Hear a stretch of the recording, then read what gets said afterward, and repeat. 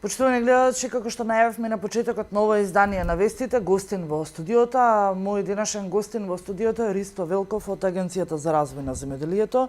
Велков, добро дојде во вестите и овдека сме за една актуелна тема која што деновиве се реализираше во општина Василево. Станува збор за соработката и начелата за понатамошна соработка помеѓу агенцијата и Агенцијата за пасишта. Зашто станува збор? И дали воопшто може да се каже дека веќе имаме пасишта?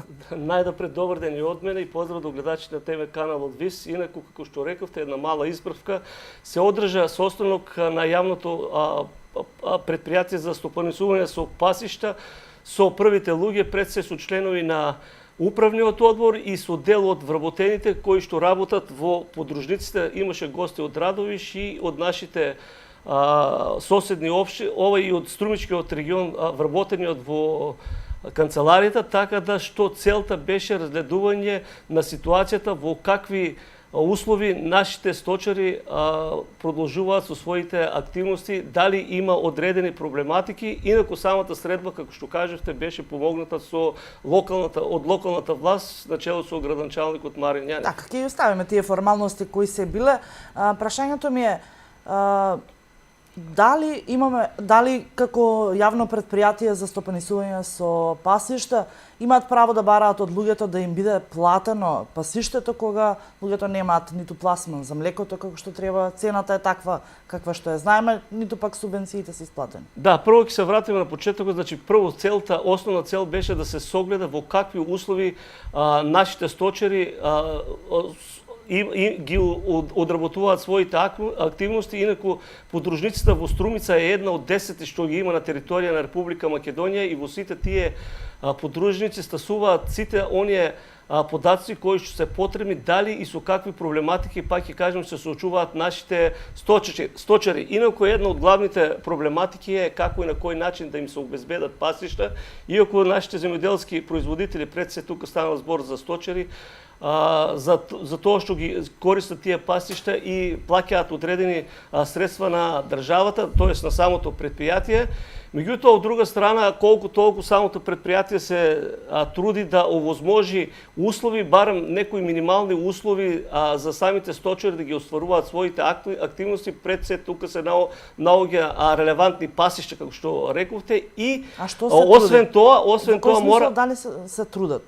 Мислам се изнаоѓаат заедно со Министерството за земјоделие, се изнаоѓаат површини кои што се адаптираат само за таа намена, а освен тоа во одредени региони и има дотор за вода која што после самата стока ја употребува. Инаку, како што рековте, како и во останат и растителниот сектор, така и животинскиот сектор се соочува со одредени проблематики. Една од проблематиките е како и на кој начин да се изнајдат патишта до кои ќе стасуваат нашите сточари. Мислам, таа е една од проблематиките со кои се соочуваат нашите сточари на територијата на Република Македонија.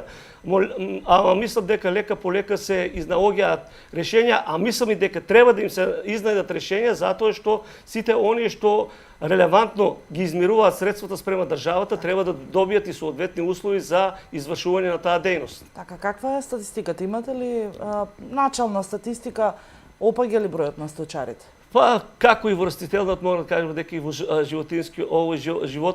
животинското производство имаме намален сточен фонд. Меѓутоа сега колку толку се работи на тоа да се овозможи барем и со законска регулатива да бидат заштитени самите сточари, така да ако досега, мислам со новата законска регулатива се оди на тоа, ако досега изнајмувањето беше на користење од 10 години, сега се оди на минимум 20 години, период во кој што мислам дека слободно ќе може да ги остварува своите активности сточарот и колку толку да размислува дали ќе се одлучи за зголемување на сточниот фонд, а тоа ќе биде ако има одредени услови со кои ќе нема никакви проблеми и околу самото производство, а и со пласманот, како што рековте, на производот што го произведуваат млекото или сиренето, да кажем. Така. Се надам дека законската регулатива ќе се промени, со тоа и бенефитите на сточарството така ќе се подобрат. Не би сакала да ви испуштам кога веќе ви имам во студиото, да не ве запрашам за градинарството.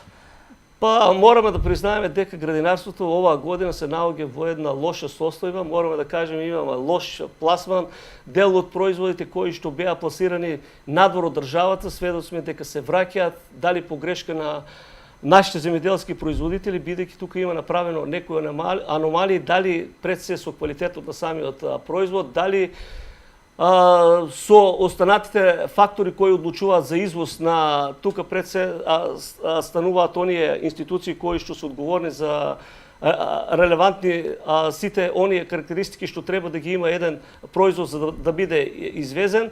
Меѓутоа, зачудува фактот што мораме да признаеме дека оваа година е една од најтешките за нашиот градинар, пред се градинар, бидејќи уште на почетокот се увиде дека најголемиот дел од производите пред се тука станува за доматот. На почетокот беше зелката, меѓутоа колку толку потоа овој производ се стабилизира, имаше една добра цена. Сега се соочуваме со проблем околу пласманот на бостанот, бидејќи тој за краток временски период достигна енормно ниски откупни цени. Меѓутоа и тука имаме некои податоци да одредени количини пак се враќаат од пазарите каде што беше наменет овој производ да стигне. Во првата фаза беше дека одредени количини во не целосна зрелост се извезуваат, а додека сега во втората фаза пред ден-два има одредени количини вратени од одредени пазари дека се презрели и не одговараат на квалитетот да бидат продавани во дотичните држави. Така. Ристо, јас ти благодарам, темата е навистина голема и широка, има многу за зборување, но факт е дека вестите траат ограничено. Бидејќи сме ние регион со земјоделско производство, а и држава која што, ако земјоделецот, мораме да кажеме на наш јазик, ако земјоделецот има, ќе имат и останатите. Благодарам на поканата. Ви благодарам и на вама, а ние, почитувани гледачи, продолжуваме со остатокот од содржините на вестите.